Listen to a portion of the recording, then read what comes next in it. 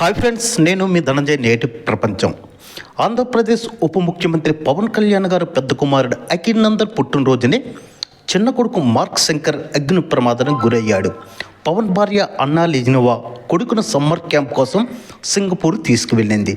ఈ క్రమంలో మార్క్ శంకర్ స్కూల్లో ఉండగా అగ్ని ప్రమాదం జరిగింది. ఈ ప్రమాదంలో అందరు విద్యార్థులు పొగమంటల్లో చిక్కుకున్నారు. అందరు విద్యార్థులు ప్రమాదానికి గురవగా ఓ చిన్నారి తీవ్రంగా గాయపడి మరణించింది. మిగతా వారు ఆసుపత్రిలో చికిత్స పొందుతున్నారు. సింగపూర్ రెవల్బ్యాల్ షాప్ హౌస్లో తేదీ 8/4/2024 మంగళవారం ఉదయం 9-10 గంటల మధ్య చిన్నారుల సమ్మర్ క్యాంప్ కొనసాగుతున్న భవనంలో ఒక్కసారిగా మంటలు చెలరేగాయి. ఒక్కసారిగా భారీ శబ్దంతో మంటలు మొదలై దట్టమైన పొగలు కమ్ముకున్నాయి. మొదట ఈ ప్రమాదం చిన్నదేనని భావించిన పవన్ కళ్యాణ్ అల్లూరు జిల్లా పర్యటన యథావిధిగా కొనసాగించారు. కానీ తన కొడుకు గాయాలతో ఆసుపత్రి పాలైన సంగతి తెలిసిన వెంటనే హుటాహుటిన చిరంజీవి గారి దంపతులు మరియు పవన్ కళ్యాణ్ గారు సింగపూర్ బయలుదేరారు. ఆసుపత్రిలో మార్క్ శంకర్ పరిస్థితి చూసి డాక్టర్ని కలిసి ఆరోగ్య పరిస్థితి అడిగి తెలుసుకున్నారు.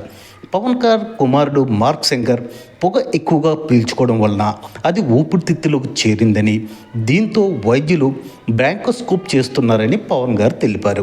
అసలు అగ్ని ప్రమాదంలో పిల్లలను రక్షించింది సింగపూర్ సివిల్ డిఫెన్స్ ఫోర్స్ కాదని, అగ్ని ప్రమాదం జరిగిన భవనం ప్రక్క మరొక కొత్తగా నిర్మాణం జరుగుతున్న భవనంలో పనిచేస్తున్న కార్మికులు మొదట సహాయక చర్యల్లో పాల్గొన్నారని పవన్ గారు తెలిపారు.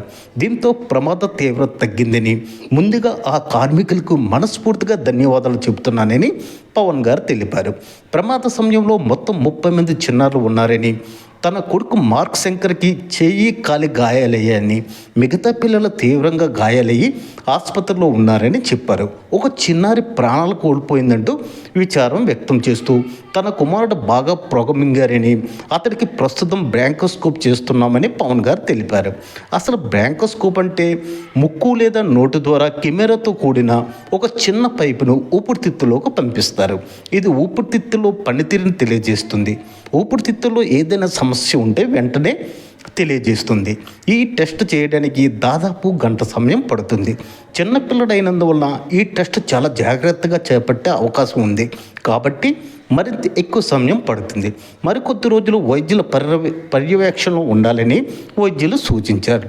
ఆసుపత్రిలో పవన్తో పాటు చిరంజీవి గారి దంపతులు అక్కడే ఉన్నారు. ఫ్రెండ్స్, మరింత సమాచారం కోసం మా ఛానల్ వీక్షించండి. ఇట్లు మీ ధనంజయ్. నేటి ప్రపంచం.